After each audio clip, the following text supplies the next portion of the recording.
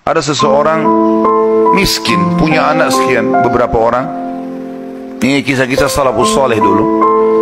Dia pas mau makan sama istri sama anak-anaknya, ada 4-5 orang anak, mau makan sama-sama, dan cuma ada sedikit makanan, tiba-tiba ada yang ketuk pintu, orang miskin. Dia bilang begitu dihidangkan, mau dihidangkan makan, mau makan, ada yang ketuk pintu. Saya suruh istri saya buka, dibuka pintu, ternyata ada orang miskin yang minta. Mereka miskin, ada orang miskin lagi minta. Kami sudah sekian hari nggak makan, berikanlah makanan. Istrinya tanya dia, kasih makanan. Dikasih makanan semuanya, karena kalau dibagi dua juga nggak cukup. Orang itu juga punya anak banyak. Dia sama istrinya orang mukmin.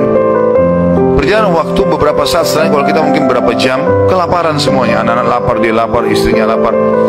Tengah malam nih, ya kalau kita sekarang di awal malam jam 12 malam gitu.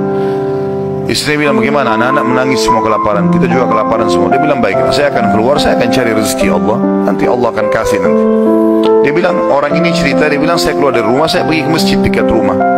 Kemudian saya sholat malam sambil berdoa kepada Allah, dan kalimatnya saking manjanya sama Allah mengatakan, ya Allah, sesungguhnya Engkau tahu kalau saya dan istri saya dan anak-anak saya kelaparan malam ini. Jadi bahasanya semua dirincikan, minta kepada Allah pada hal-hal yang kecil pun, minta makanan kepada Allah. Saya malam ini lapar ya Allah, berikanlah makanan, gitu kan. Dikatakan dalam kisah ini ada seorang amir bisa kita katakan raja atau gubernur wilayah itu, sudah seminggu gelisah mau bertobat kepada Allah. Sudah seminggu gelisah mau bertobat kepada Allah. Maka dia pun gelisah. Amir ini malam itu dia nggak bisa tidur. Dia keluar, dia ambil makanan terbaiknya, harta terbaiknya dari emas berkantong-kantong dibawa sama dia. Dia bilang, ya Allah, sebagai bentuk taubatku kepadamu, maka aku akan membagikan ini kepada orang yang membutuhkannya malam ini. Dan aku tidak akan memegang tali kekangan kuda ini, aku akan biarkan dia menuju ke arah yang manapun kau pandu. Maka kudanya pun jalan, hanya masuk ke dalam masjid yang ada orang susah tadi. Ini kisah nyata. Pada saat masuk, dia bilang, orang amir ini bilang, saya tidak tahu kenapa kuda saya ke sini, tapi ini rumahnya Allah, pasti ada sesuatu. Dia bilang, saya turun dari kuda, saya masuk, saya temukan orang itu lagi berdoa, dan doanya minta makanan. Maka saya pun berkata kepada orang tersebut setelah dia salam, saya sudah dengarkan doamu, dan saya salah satu hamba Allah, dia bilang, dan saya pemimpin amir ya, wilayah ini, saya niat taubat dan saya ingin memberikan ini, maka saya berikan kepadamu. Ambillah harta ini, uang ini cukup untuk dia menjadi orang kaya karena banyak sekali, dan makanan juga sudah cukup. Dan dia bilang, amir ini bilang, pemimpin ini bilang, kalau seandainya kau butuh apa-apa, datang ke istana saya saja.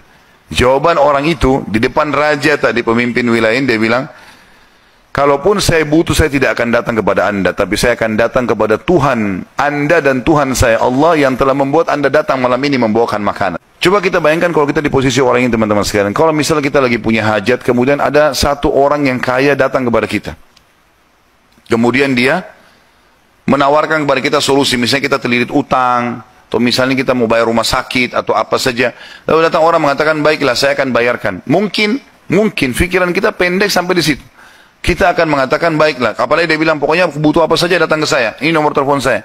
Saya yakin kita akan lupakan Allah itu. Kita akan ke orang itu. Ambil pelajaran dari orang soleh ini. Di depan orang itu dia mengatakan, saya tidak akan datang kepada anda, tapi saya akan datang kepada Allah, Tuhan anda dan Tuhan saya yang telah membuat anda datang membawa makanan malam ini. Jadi justru kalau sudah dapat solusi, jangan malah jauh dari Allah ini.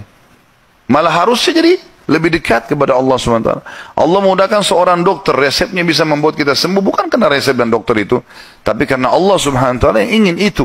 Gitu kan? Harusnya kita jadikan sebagai momen untuk lebih dekat lagi kepada Allah.